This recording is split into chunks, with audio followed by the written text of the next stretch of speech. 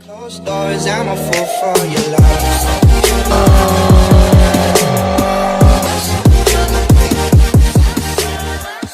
Hey, how's it going? So one big thing when I look at buying a car and modifying a car is what free mods can I do?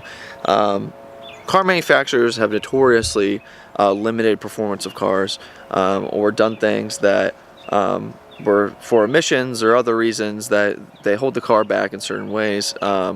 Most cars, that's the intake silencers or different kind of emission stuff. Like, you know, I had an LS car before, and the some of the emission stuff like blocks right behind the throttle body and stuff, and so people would cut that off and you know, gain some horsepower through that because more air was going in the engine. Now the BMW 335i really doesn't have that many free mods, but there is one, and it only takes 10 seconds to do, and no lie, 10 seconds. A lot of people know the Golf Tee mod, and this accomplishes the same thing, but without actually messing around and putting a Golf Tee in that actuator. So I'm going to show you how to do this in 10 seconds. Really easy. You should just do this. I mean, if I knew about this, I would have done it the first day that I had my car, because it already sounds a lot better. So I'm going to start the car up now so that you can hear the stock exhaust without everything, without what I'm doing done, and then I will show you how to do it, and then I'll start it again so you can see the difference. This probably isn't going to net any horsepower, but it'll sound a lot better.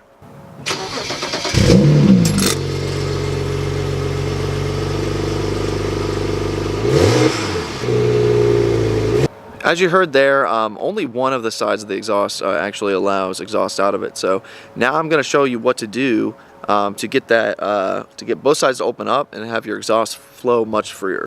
All right, so you're going to go in the trunk on the driver's side. You're going to notice that there's this little cloth panel here, right there. So that comes off pretty easily. Just kind of work it off. Don't break it. You can pull it out from the side like that, and it comes out. See, it has like little tabs that connect it. And then you look down in there, and you see that there is a connector right there with a little metal clip.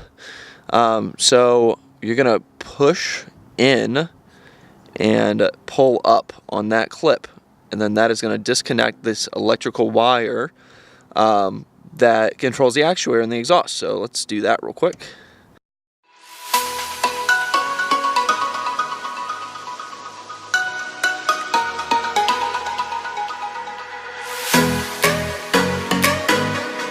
Alright.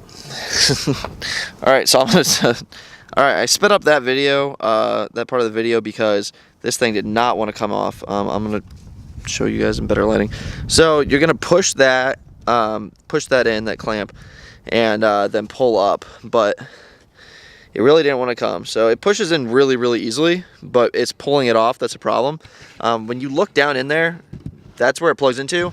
So I end up getting it off by putting my finger, my other side of my hand, on the little white button there, and then pulling up against that, kind of using it as leverage. So now that that's disconnected, let's check out the exhaust and see how it sounds.